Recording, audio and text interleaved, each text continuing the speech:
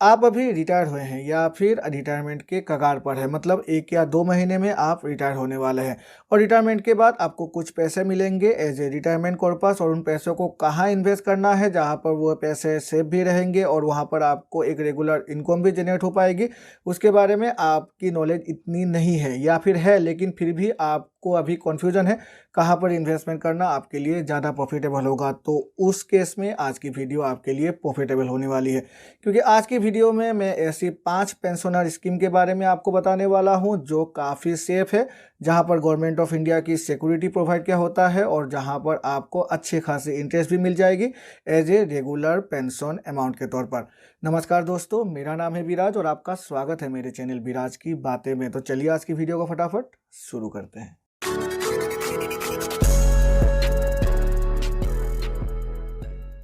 सबसे पहली और सबसे popular pension scheme post office की MIS scheme, monthly income scheme. ये काफ़ी पॉपुलर स्कीम है, खासकर उन लोगों के लिए जो अभी अभी रिटायर हुए हैं या फिर रिटायरमेंट होने के बाद जिनके पास थोड़ी सी पैसे आ जाती है। क्योंकि जब भी कोई भी व्यक्ति रिटायर होता है तो अपनी कॉर्पस से थोड़े से पैसे वो पोस्ट ऑफिस की एमआईएस स्कीम में ज़रूर इन्वेस्ट करते हैं। एक तो ये जो पोस्ट ऑफिस की एमआईएस स्कीम है गवर्नमेंट ऑफ इंडिया की एक्सक्लूसिव स्कीम है और ये सिर्फ और सिर्फ पोस्ट ऑफिस पर जाकर ही हम खोल सकते हैं। और दूसरी, यहाँ पर जो भी रिटर्न आएगी वो गवर्नमेंट ऑफ इंडिया के द्वारा ही आएगी और यहाँ पर जो भी हम पैसे इन्वेस्ट करेंगे उस पर गवर्नमेंट ऑफ इंडिया की फुल्ली सिक्योरिटी प्रोवाइड किया होता है। तो आपकी इन्वेस्टमेंट यहाँ पर 100% सेफ रहेगी। पोस्ट ऑफिस की एमआईएस स्कीम में जो हम इन्वेस्टमेंट करेंगे वहाँ पर हम मिनिमम 1000 रुपये से ही इस स्कीम में इन्वेस्ट कर सकते हैं और मैक्सिमम अगर हम चाहे तो सिंगल भी खोल सकते हैं या फिर जॉइंट खोल सकते हैं। अगर हम सिंगल खोलते हैं तो 4.5 लाख रुपए हम मैक्सिमम इन्वेस्ट कर सकते हैं और अगर हम जॉइंट खोलते हैं तो यहाँ पर हम 9 लाख रुपए तक इन्वेस्ट कर सकते हैं। यहाँ पर जो भी इंटरेस्ट रेट मिलेगी वो एट प्रेजेंट 6.6% रखा गया है और इस इंटरेस्ट रेट को government of India every quarter यहाँ पर इसे रिव्यू करती है और रिव्यू करने के बाद कभी इंटरेस्ट रेट बढ़ती है और कभी इंटरेस्ट रेट यहाँ पर घटाया जाता है। लेकिन आप अपनी जो भी एमआईएस स्कीम है उसके खोलते समय आपको जितनी ही इंटरेस्ट रेट उस समय दिया जाएगा पूरी की पूरी 10 ईयर पे वही इंटरेस्ट रेट आपकी बरकरार रहेगी। चाहे भविष्य में जाकर interest rate government of India घटा भी दे लेकिन आपकी पूरी 10 ईयर पर जो इंटरेस्ट रेट है वो एक ही रहेगी। यहाँ पर जो मैच्योरिटी पीरियड रखा गया है वो रखा गया है 5 सालों की और अगर हम चाहे तो 5 सालों के भीतर भी अंदर, मतलब 1 से 5 साल के अंदर भी हम इसे चाहे तो यहाँ पर हम अपनी इन्वेस्टमेंट को तोड़ सकते हैं, लेकिन वहाँ पर आपको प्री मैच्योर क्लोजर फी पे करना पड़ेगा। और जो प्री मैच्योर क्लोजर फी है वो कुछ इस तरह से रखा गया है। अगर हम 1 साल के अंदर तोड़ना चाहे तो यहाँ पर हम किसी भी हालत में अपनी इन्वेस्टमेंट को नहीं तोड़ सकते, लेकिन अगर हम 1 से 3 साल के बीच तोड़ना चाहे तो हमारी जो भी प्रिंसिपल अमाउंट है वहाँ पर से 2% काट लिया जाएगा और अगर हम 3 से 5 साल के बीच इसे तोड़े तो यहाँ पर as a premature withdrawal penalty 1% हमारी प्रिंसिपल अमाउंट से काट लिया जाएगा। पोस्ट ऑफिस की एमआईएस स्कीम में जो भी इंटरेस्ट रेट जनरेट होगी, जो भी इंटरेस्ट हमारी जनरेट होगी प्रिंसिपल की, वहाँ पर हमें जो इंटरेस्ट है वो एवरी मंथ हमारी जो सेविंग अकाउंट है वहाँ पर क्रेडिट कर दिया जाएगा। लेकिन क्रेडिट तभी कर दिया जाएगा जब आप अपनी जो भी इंटरेस्ट अमाउंट है उसे क्लेम करेंगे हर महीने। अगर नहीं करेंगे तो इंटरेस्ट भी क्रेडिट नहीं होगी और उस इंटरेस्ट पर आपको इंटरेस्ट नहीं मिला जाएगा। तो जो इंटरेस्ट है वो मंथली ही दिया जाता है पोस्ट ऑफिस की एमआईएस स्कीम में और जो इंटरेस्ट आपको मिलेगी वहाँ पर आपको 1 भी रुपये की टैक्स की बेनिफिट नहीं मिलेगी। पूरी की पूरी जो इंटरेस्ट अमाउंट है वो टैक्सेबल होगी। मतलब बहुत सारे लोगों को यहाँ पर कन्फ्यूजन होता है कि जो इंटरेस्ट अमाउंट है वहाँ पर आपको टैक्स नहीं दे करना पड़ता है, लेकिन पोस्ट ऑफिस की जो एमआईएस स्कीम है वहाँ पर जो भी अमाउंट की जो भी इंटरेस्ट है वो फुल्ली टैक्सेबल होती है। दूसरी पॉपुलर पेंशन स्कीम है सीनियर सिटीजन सेविंग स्कीम। ये भी गवर्नमेंट ऑफ इंडिया की एक्सक्लूसिव स्कीम है जैसे पोस्ट ऑफिस की एमआईएस स्कीम थी, लेकिन इस स्कीम को हम पोस्ट ऑफिस या फिर बैंकों में जाकर खोल सकते हैं। जो सीनियर सिटीजन सेविंग स्कीम है मिनिमम एंट्री एज यहाँ पर रखा गया है 60 साल अगर हम एक नॉर्मल इंडिविजुअल है और अगर हम एक रिटायर्ड पर्सनल है जो डिफेंस में नौकरी कर रहे हैं तो हम 50 से 60 साल के बीच भी अगर हम चाहे तो यहाँ पर इन्वेस्ट कर सकते हैं। लेकिन यहाँ पर एक कंडीशन रखा गया है, अगर आप 50 से 60 साल के बीच में अगर आप यहाँ पर इन्वेस्ट करते हैं तो आपकी जो भी रिटायरमेंट बेनिफिट के पैसे हैं वो जब भी आएंगे उसके 1 महीने के अंदर ही आपको यहाँ पर इन्वेस्ट करना पड़ेगा, तभी ये इन्वेस्टमेंट आपकी अलाउड होगी। लेकिन अगर आप एक नॉर्मल सिटीजन हैं तो 60 साल के बाद आप जब चाहे यहाँ पर इन्वेस्टमेंट कर सकते हैं। जो मिनिमम यहाँ पर जो इन्वेस्टमेंट रखा गया है वो रखा गया है 1000 रुपये और मैक्सिमम इन्वेस्टमेंट यहाँ पर रखा गया है 15 लाख रुपये। यहाँ पर जो रेट ऑफ इंटरेस्ट है वो रखी गई है 7.4% और यहाँ पर जो मेच्योरिटी पीरियड है वो भी है यहाँ पर 5 सालों की ही। सीनियर सिटीजन सेविंग स्कीम में जो भी इंटरेस्ट एक्यूमुलेट होगी उस इंटरेस्ट को एवरी क्वार्टर हमारे सेविंग अकाउंट में क्रेडिट कर दिया जाएगा। जैसे पोस्ट ऑफिस की एमआईएस स्कीम में मंथली थी, यहाँ पर एवरी क्वार्टर। और अगर हम यहाँ पर क्लेम नहीं करेंगे जैसे कि एमआईएस स्कीम में थी, ठीक उसी तरह से हमारी जो भी इंटरेस्ट है वो क्रेडिट भी नहीं होगी और इंटरेस्ट पर हमें इंटरेस्ट भी नहीं दिया जाएगा। अगर हम चाहें तो पोस्ट जो ये सीनियर सिटीजन सेविंग स्कीम है वहाँ पर भी हम प्रीमेच्योर विड्रॉल कर सकते हैं, क्लोजर कर सकते हैं। लेकिन यहाँ पर अगर हम 1 साल के अंदर करते हैं तो हमारी जो भी प्रिंसिपल अमाउंट है वहाँ पर हमें 1 भी रुपये एज ए इंटरेस्ट नहीं दिया जाएगा। और अगर इंटरेस्ट हमने लिया भी है पहले तो वो भी रिकवर कर दिया जाएगा हमारी प्रिंसिपल अमाउंट से।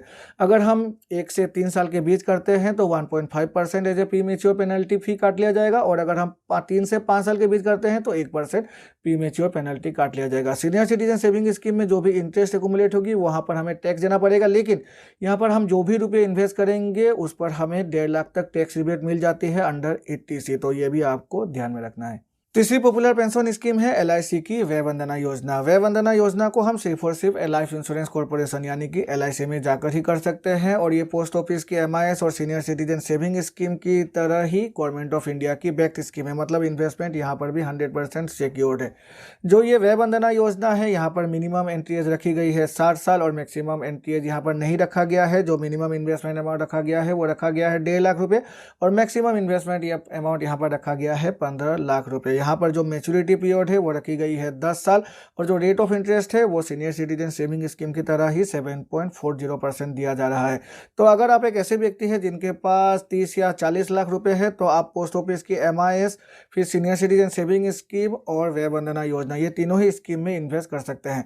जो वय वंदना योजना है वहाँ पर जो भी हमारी इंटरेस्ट है उसको अगर हम चाहे तो एज ए पेंशन ले सकते हैं, मंथली, क्वार्टरली, सेमी एनुअली या फिर एनुअली। और जो भी हमारी प्रीमियम अमाउंट होगी वो इसी बात पे डिपेंड करेगी। हमारी जो मिनिमम पेंशन है जो हम 1,000 रुपये से लेके 1,11,000 रुपये ईयरली तक ले सकते हैं। और जो प्रीमियम जैसे कि मैंने आपको कहा वो हमारी पेंशन अमाउंट और जो हमारी पे आउट ऑप्शन है उसके बेसिस पे ही डिसाइड किया जाएगा। वय वंदना योजना के बारे में मैंने बहुत सारी वीडियो यहाँ पर बना रखी है अपने चैनल में, नीचे डिस्क्रिप्शन में और ऊपर कार्ड में उस वीडियो की लिंक में दे दूंगा। आप जाकर देख लीजिएगा, आपकी पूरी की पूरी टेंशन वहाँ पर जो भी कन्फ्यूजन है सीनियर जो ये वय वंदना योजना के प्रति वो आपकी क्लियर हो जाएगी।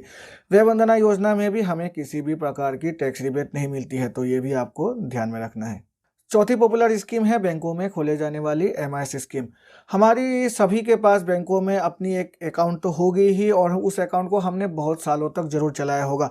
तो हमारी जो भी बैंक है उसके साथ हमारे रिलेशन काफ़ी अच्छे होंगे। तो उस सिनेरियो में आपको पता है बैंक आपकी कितने पैसों को सेफ रख रही है, तो उस हिसाब से आपकी जो बैंकों में खोले जाने वाली MIS स्कीम है वो भी काफ़ी सेफ हो जाती है।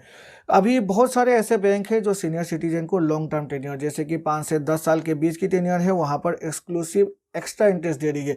जैसे कि SBI की अगर बातें करें तो SBI में SBI we care deposit scheme के नाम पर एक स्कीम को चलाया जा रहा है जहाँ पर आपको एक्स्ट्रा 0.30% आपको इंटरेस्ट रेट दिया जा रहा है फॉर लॉन्गर टेन्योर। और उस इंटरेस्ट रेट पे आप अगर चाहे तो MIS अपनी जो MIS अकाउंट है उसे खोल सकते हैं। और आप अगर चाहे तो HDFC, axis, ICICI, Punjab national bank वो भी अपनी जो सीनियर सिटीजन है उनको एक्सक्लूसिव स्कीम के तहत अच्छी खासी इंटरेस्ट रेट प्रोवाइड कर रही है।